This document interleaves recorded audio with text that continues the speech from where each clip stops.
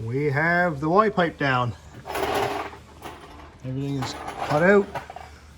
I'm gonna leave it just like this, just in case. And also, looks like a regular stock Cassillac. Let's see how it fits. The turbo is just laid in place, a couple bolts in it. And here's our log manifold. Really tight in the back. I had to bash on it a little bit to get away from the floor or firewall, you can see there. But it fits. Turbo fits. Of course, I'm gonna have to move some hoses. This gotta go, this bottle. This needs to be clocked. Sort of like, you know, there somewhere. Really, wherever it doesn't touch anything. So it's gonna come here and go up and directly into the throttle body. Now we'll get in under and see how it fits.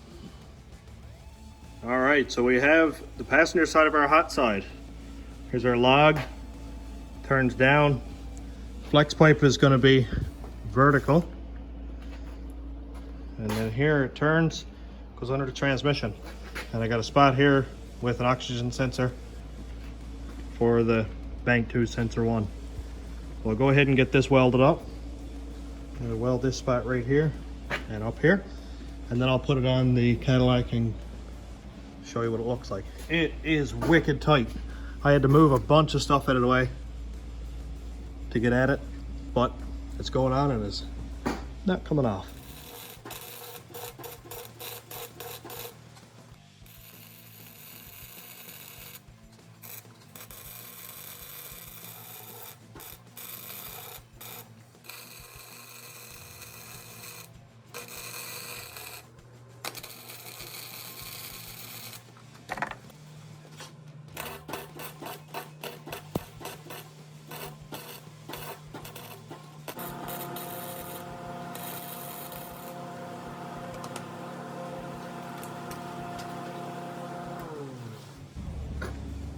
All right, it's all welded up.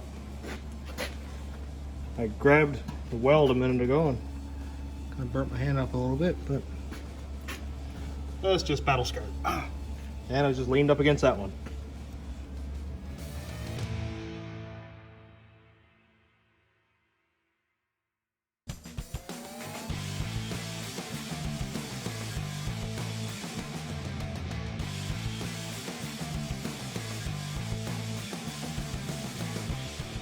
All right, right side is bolted in. Bit of clearance back here. You can see where I had to bash the pipe. It's kind of rough looking, but I got 3/8 of an inch or so of clearance between the firewall and the pipe. And down here, I'm gonna have to extend my heater hoses, make those long enough, because you can see right now that they're actually touching, so that's no good. Unless I can bring them up this way and go across, but I doubt it. And this bottle is gonna have to go elsewhere also. I'll continue in a second. I'm gonna eat my supper first. Nothing but the best. All right, we're back. And I made a mess again. So the bottle had to go. Bye-bye. It's gone over on the bench somewhere. And what I did is used the same water neck or cap housing thing that I had on the rat rod. This is off a Dodge Dakota. I actually did a video on this conversion a little while ago, so I'll put a link in the description for that.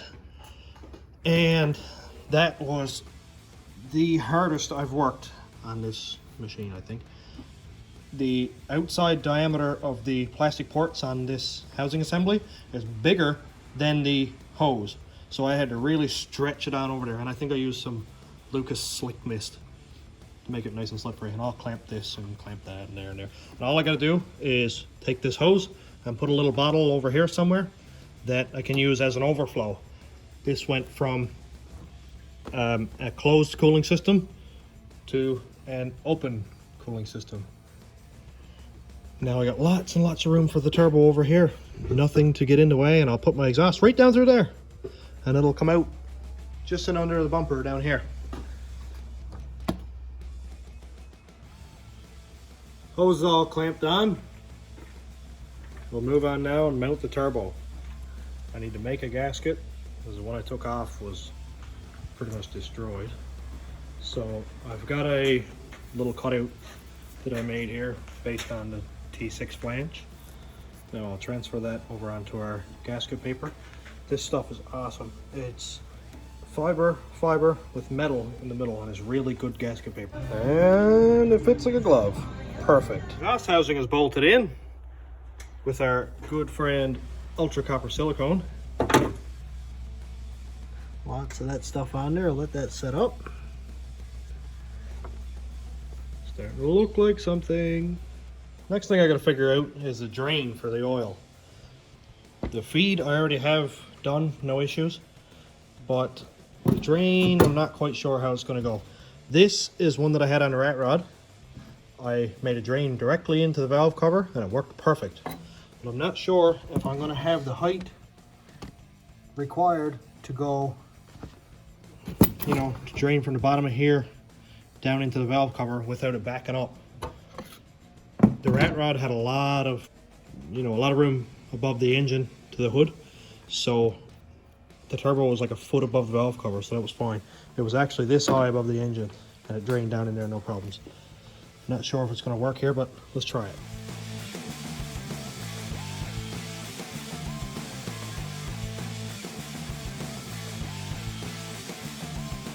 Look how clean this thing is. This is the first time I've had the valve cover off. There is not a stain. I have no idea how many miles on this, but man, it can't be that bad. Our drain is going to be on a crazy angle. You can see it here, but as long as the oil doesn't back up into the turbo, I'm perfectly happy with it. I've had this thing on pretty much above level, and I didn't have any problem with oil backing up in it before, so let's try it. Worst I can do is burn oil and I'll change it.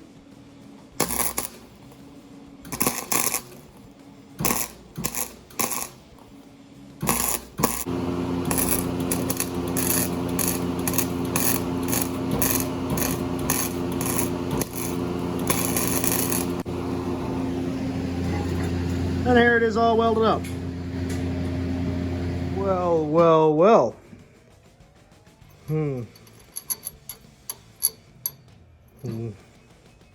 Fun. I'll fix you.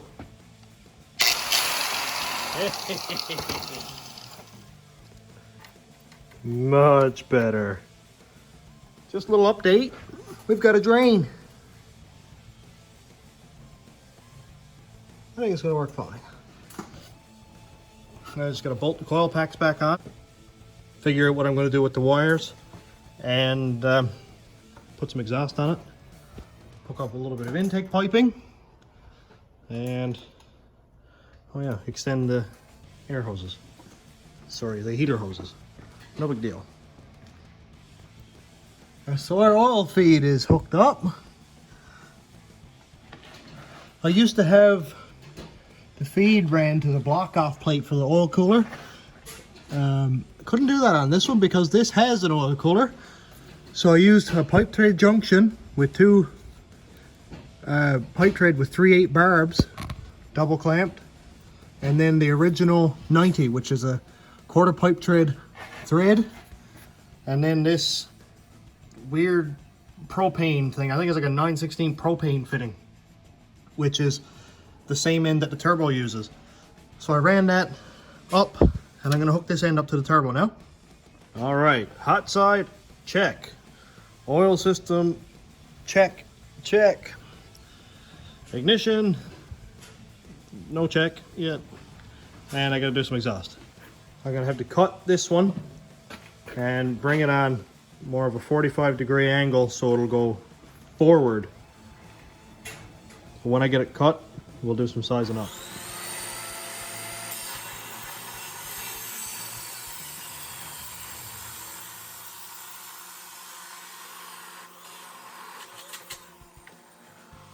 Let's get an idea of what we got here.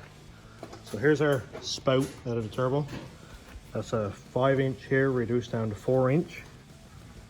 So I need to come out of the turbo, put this piece straight down through. So I need to make like an 80-degree angle right here. I'm gonna use pie cuts for that.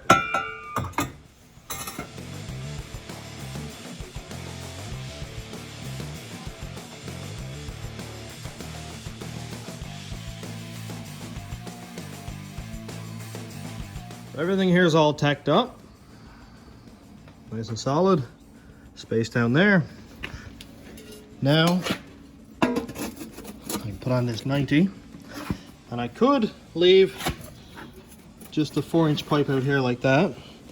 But, yeah. Alright. There's the same flare pipe that I had on Rat Rod. So it'll look like that. Nice teardrop look. Kind of sweeps off a little bit. So this is too long, obviously, and from what I measured, I got to cut it pretty much right at this weld, and it'll do that. It looks a lot nicer than just a piece of pipe cut off. Now I'm getting excited. It's so ridiculous.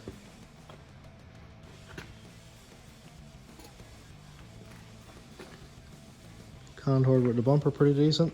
I don't want to cut a hole in anything here.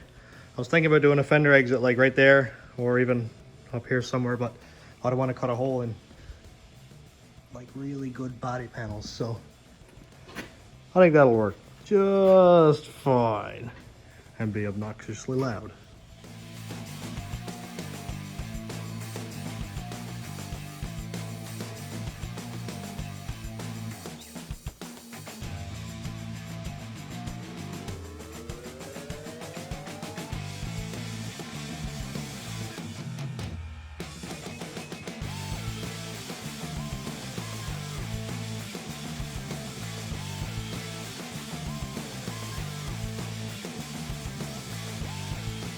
So after an hour of fighting with it, I have intake piping, which is a whole lot of boots and clamps.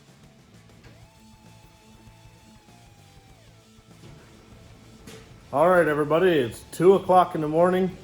I'm absolutely rotten, and it's time to fire. I'm not gonna hold it very long because the wires are pretty much touching the manifold in a couple spots. I don't really like that. So I'm gonna put the camera down here. We're gonna see how obnoxiously loud this thing is.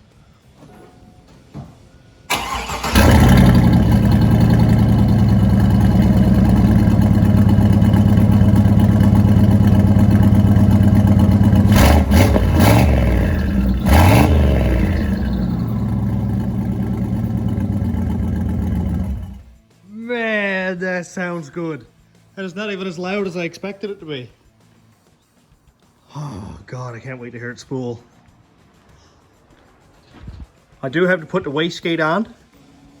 So I'm gonna go ahead and do the wastegate anyway. And what I'm gonna do is put it right here. I can have the gate right here and I can dump right down to the fender here. No issues at all. We have a wastegate. All bolted in. Dump pipe going out the wheel well. And our vacuum reference is hooked up to the turbo.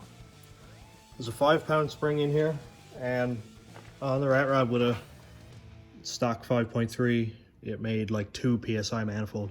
So this might make a little bit more. It's gonna be moving a lot more air, but we'll see.